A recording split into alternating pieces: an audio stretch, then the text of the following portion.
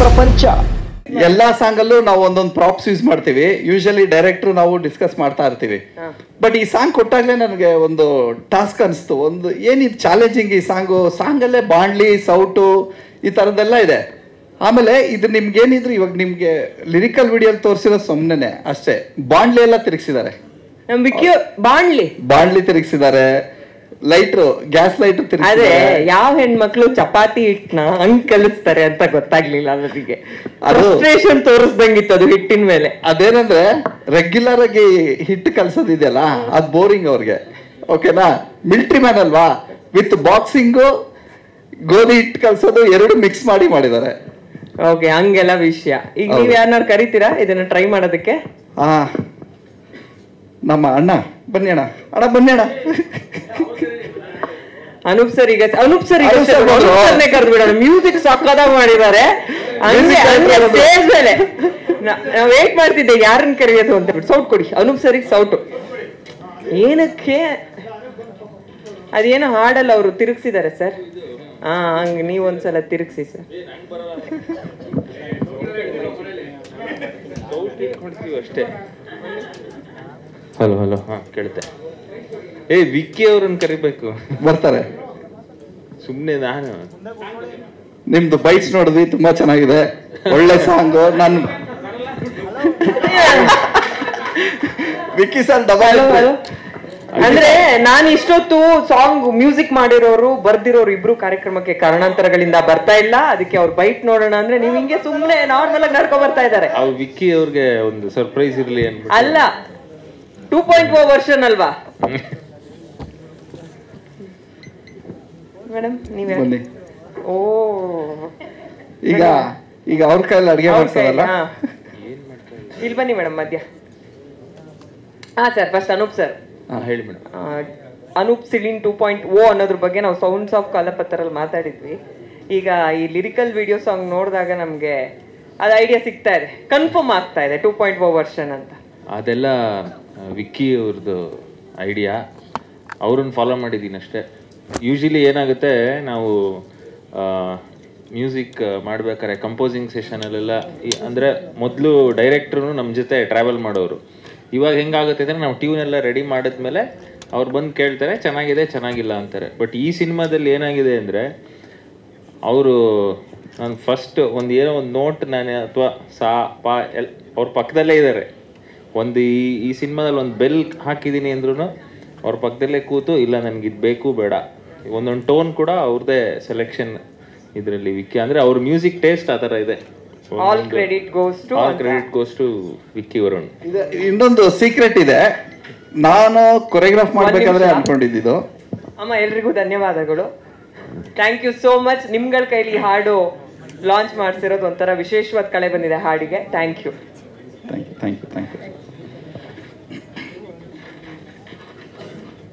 ನೀವು ಸ್ವಲ್ಪ ಮುಂದೆ ಬನ್ನಿ ಸರ್, ಲೈಟ್ ತಗೊಳ್ಳಿ ಸರ್.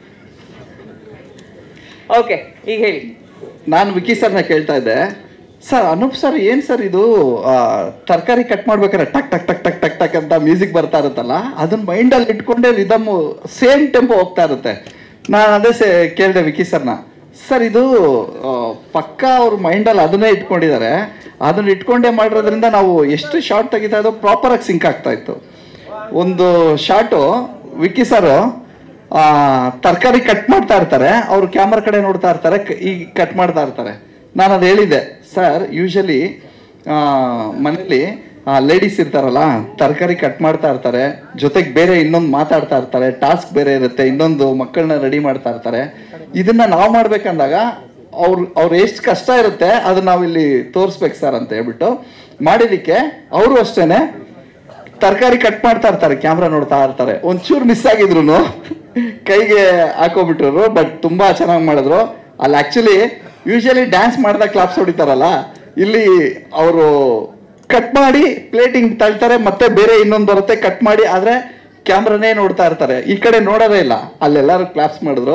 ಅವ್ರು ಒಳ್ಳೆ ತುಂಬಾ ಚೆನ್ನಾಗಿ ಅಡುಗೆ ಮಾಡ್ತಾರೆ ವಿಕ್ಕಿ ಅವರು. ಈ ತರ ಎಲ್ಲ ಪ್ರತಿಭೆ ಇದೆ ಅಂತ ಗೊತ್ತಾಗ. ಅದಕ್ಕೆ ಸರ್ ನಿಜವಾಗ್ಲೂ ಜೋಕಲ್ಲ, ಏನ್ ಚೆನ್ನಾಗಿ ಮಾಡ್ತಾರೆ, ತುಂಬಾ ಚೆನ್ನಾಗಿ ಅಡುಗೆ ಮಾಡ್ತಾರೆ.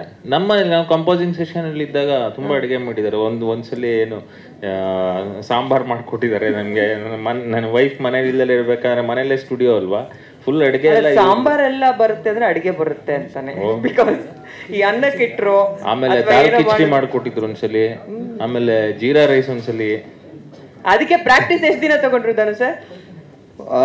ನಮ್ ಜೊತೆ ಅವ್ರು 1 ವೀಕ್ ಜೊತೆಗೆ ಪ್ರಾಕ್ಟೀಸ್ ಮಾಡಿದ್ರು. ಯಾಕಂದ್ರೆ ಎವ್ರಿ ಬಿಟ್ಟು ನಾವು ಅಲ್ಲಿ ಕಂಪೋಸ್ ಮಾಡಿ ಸ್ಪಾಟಲ್ಲೇ ಪ್ರಾಕ್ಟೀಸ್ ಮಾಡ್ತಾ ಇರೋದ್ರಿಂದ ಅದು ಅವ್ರು ಕರೆಕ್ಟಾಗಿ ಮ್ಯಾಚ್ ಆಗ್ತಾ ಇದೆಯಾ, ಅಲ್ಲ ಚೇಂಜ್ ಮಾಡ್ಬೇಕಾ, ಆ ಥರದೇ ಮಾಡಿ ತುಂಬಾ ಟ್ರೈ ಮಾಡಿದ್ರು.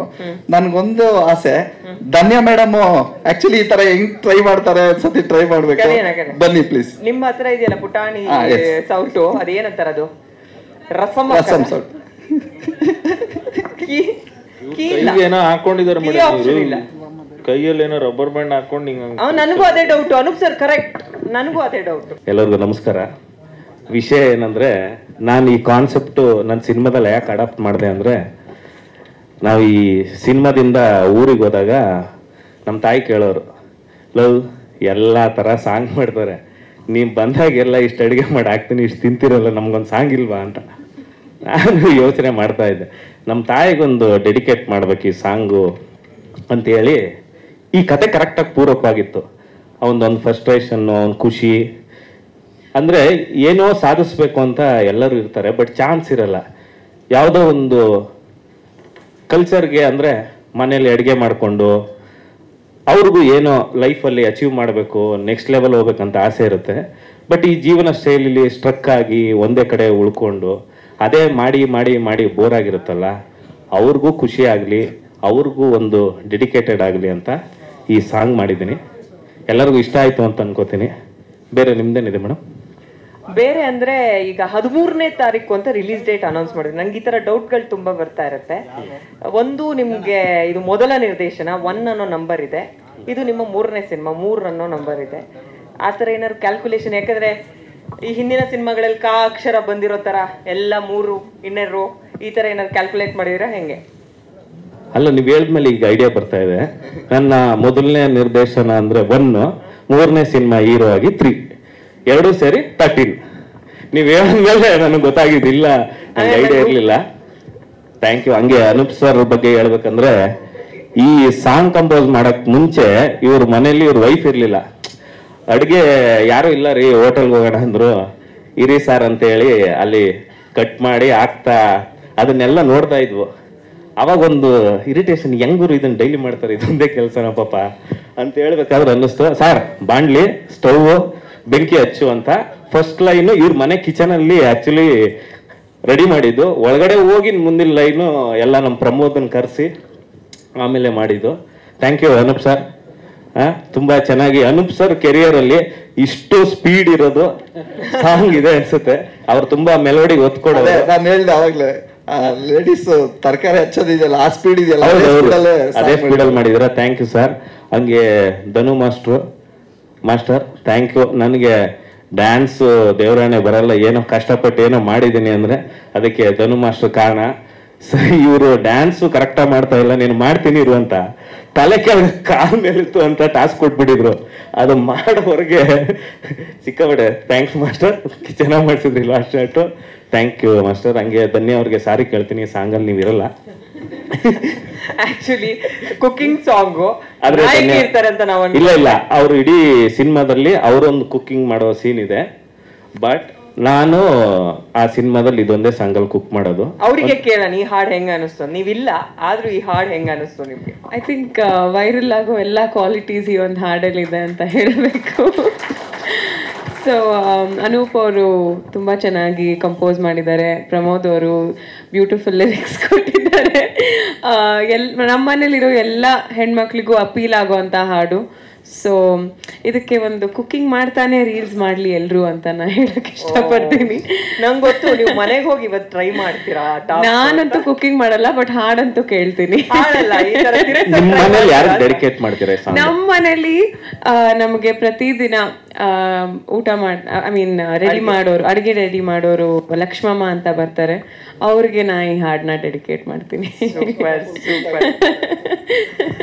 ಈ ಸಿನಿಮಾದ ನಿರ್ಮಾಪಕರುಗಳು ಸುರೇಶ್ ಸರ್ ಹಾಗೆ ನಾಗರಾಜ್ ಸರ್ ದಯವಿಟ್ಟು ವೇದಿಕೆ ಮೇಲೆ ಬರ್ಬೇಕಂತ ರಿಕ್ವೆಸ್ಟ್ ಮಾಡ್ತಾ ಇದ್ದೀನಿ.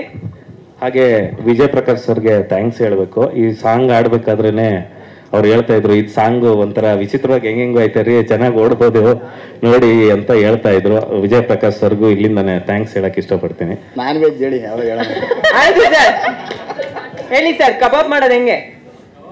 ಅದೇ ಈಜಿ ಅಲ್ಲ ಮೇಡಮ್, ಅದು ಹೆಂಗೆ ಸರ್ ಈಸಿ? ಯಾವ್ದಾದ್ರು ಬೇರೆದ್ ಕೇಳಿ, ಹುಲಿ ಸಿಂಹ ಆತರ ಮಾಡೋದ್ ಕೇಳಿ. ಎಲ್ಲ ಮಾಡ್ಬಾರ್ದು ಸರ್, ಆಮೇಲೆ ವೈರಲ್ ಆಗ್ಬಿಡುತ್ತೆ. ಆಯ್ತು ಸರ್, ಈಗ ಅದೆಲ್ಲ ಬೇಡ, ಆ ಚಿಕ್ಕದು ಇದ್ಕೊಡಿ. ಚಿಕ್ಕ ಸೌಟ್ ಎಲ್ಲ ಹೋಯ್ತು?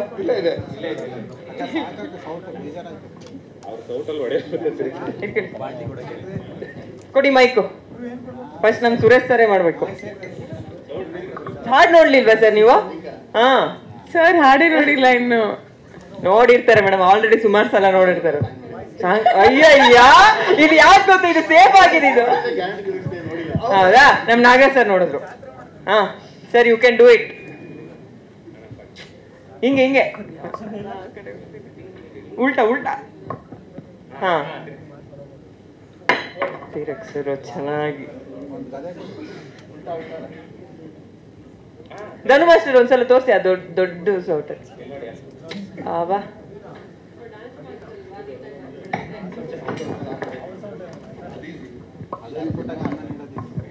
ಶಾರದಾ ಗೌಡ್ರು ದಯವಿಟ್ಟು ವೇದಿಕೆ ಮೇಲೆ ಬರ್ಬೇಕಂತ ರಿಕ್ವೆಸ್ಟ್ ಮಾಡ್ತಾ ಇದ್ದೀನಿ. ಬಂದಿದ್ರು ಸರ್ ಅವರು? ಹಾ ಬಂದಿದ್ರು. ಓ ಬಂತು ಬಂತು ಬಂತು. ನಾವೆಲ್ಲ ರೈಟ್ ಸೈಡ್ ತಿರ್ಬೇಕೆ ಕಷ್ಟ,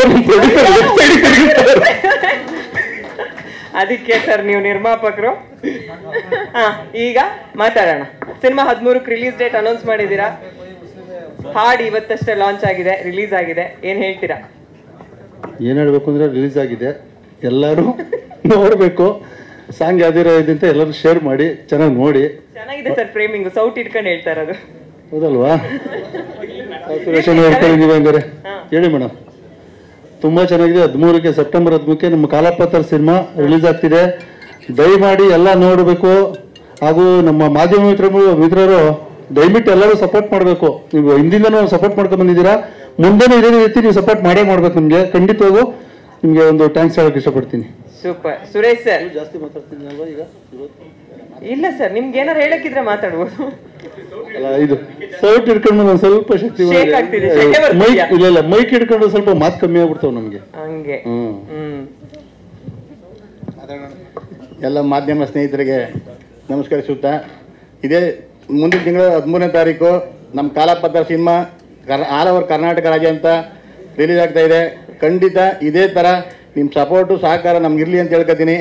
ಆದರೆ ಕನ್ನಡ ಎಲ್ಲ ಜನತೆಯೂ ನಮ್ಮ ಕಾಲಪತ್ರ ಸಿನಿಮಾನ ಆಶೀರ್ವಾದ ಮಾಡಬೇಕು ಅಂತ ಎಲ್ಲರೂ ಕೇಳ್ಕೊತಾ ಇದ್ದೀನಿ. ಸೂಪರ್. ಒಂದು ಚಂದದ ಓ ಸರ್, ನನಗೆ ಗೊತ್ತಾಯ್ತು ಇವ್ರು ಮನೆಗೆ ಹೋದ್ಮೇಲೂ ಇದನ್ನ ಟ್ರೈ ಮಾಡ್ತಾ ಇರ್ತಾರೆ. ನಿಮ್ಗೆ ನಿದ್ದೆಲೆಲ್ಲ ಹಿಂಗ ಅಂತ ಇರ್ತಾರೆ ಸರ್. ಹಾ ಒಂದು ಫೋಟೋ ಆಪರ್ಚುನಿಟಿ ಇಡೀ ತಂಡದು. ಹಾ ಅದು ಅಣ್ಣ, ಇನ್ನ ಪೆಪ್ಪೆ ರಿಲೀಸ್ ಆಗ್ಬೇಕು 30th. ಅದಾದ್ಮೇಲೆ ಥಿಯೇಟರ್ ಸೆಟಪ್ ಗೊತ್ತಾಗುತ್ತೆ. ಅದಕ್ಕೆ ನೆಕ್ಸ್ಟ್ ಒಂದು ಟ್ರೈಲರ್ ಪ್ರೆಸ್ ಮೀಟ್ ಇದೆ, ಸ್ವಲ್ಪ ಡೇಟ್ಗಳು ನೋಡಿಕೊಂಡು ರಿಲೀಸ್ ಮಾಡೋಣ.